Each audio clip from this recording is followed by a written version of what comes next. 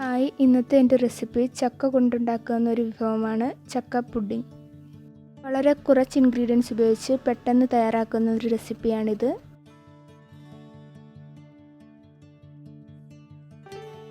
ഇതിന് വേണ്ട ഇൻഗ്രീഡിയൻസ്: ചക്ക മിക്സിയിൽ അരച്ചെടുത്തത്, പഞ്ചസാര, പാൽ, ചോപ്പ് ചെയ്ത ഡ്രൈ ഫ്രൂട്ട്സ്, ജലാറ്റിൻ, വെള്ളം.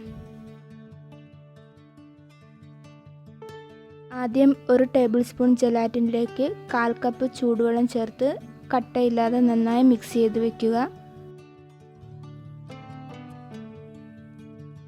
ഇനി നമുക്ക് പാൽ ചൂടാക്കാം.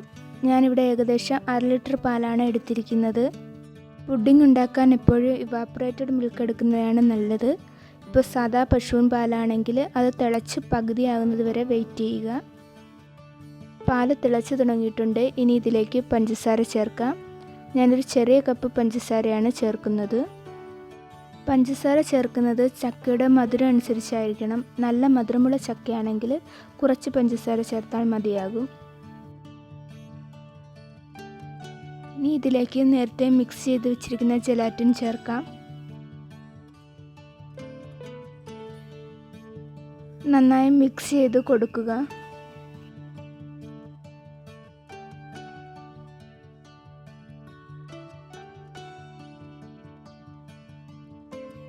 പാലൊന്ന് തിക്കായി തുടങ്ങുമ്പോഴത്തേക്കും അരച്ചു വച്ചിരിക്കുന്ന ചക്ക ചേർക്കാം. ഇത് 20 ചക്കച്ചുള അരച്ചെടുത്തിരിക്കുന്ന പൾപ്പാണ്. അല്പാൽപമായി ഇത് പാലിലേക്ക് ചേർത്ത് കൊടുക്കുക.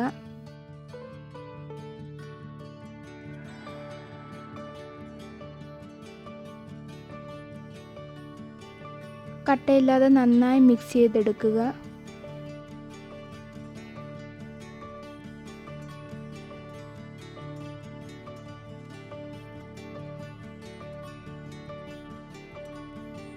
പുഡിങ്ങിൻ്റെ മിക്സ് തിക്കായി വന്നിട്ടുണ്ട്. ഇനി നമുക്കിതിനെ പാത്രത്തിലേക്ക് മാറ്റാം.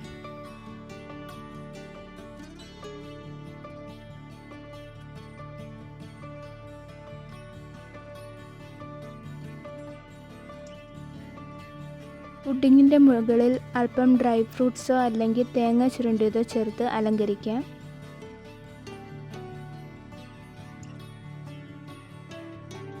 നന്നായി തണുത്തതിന് ശേഷം പുഡിംഗ് 4 മണിക്കൂർ ഫ്രിഡ്ജിൽ വയ്ക്കുക. 4 മണിക്കൂർ ഫ്രിഡ്ജിൽ വെച്ച് കഴിഞ്ഞപ്പോഴത്തേക്കും നമ്മുടെ പുഡിംഗ് സെറ്റായി വന്നിട്ടുണ്ട്. ഇതിനെ നമുക്കൊരു പ്ലേറ്റിലേക്ക് മാറ്റാം. വളരെ ടേസ്റ്റി ആയിട്ടുള്ള ചക്ക പുഡിംഗ് റെഡിയായിട്ടുണ്ട്. വളരെ സിമ്പിളും പെട്ടെന്ന് ചെയ്യാൻ പറ്റുന്ന ഈ റെസിപ്പി തീർച്ചയായും എല്ലാവരും ട്രൈ ചെയ്ത് നോക്കുക. ഈ റെസിപ്പി ഇഷ്ടമായെങ്കിൽ ചാനൽ സബ്സ്ക്രൈബ് ചെയ്യുക.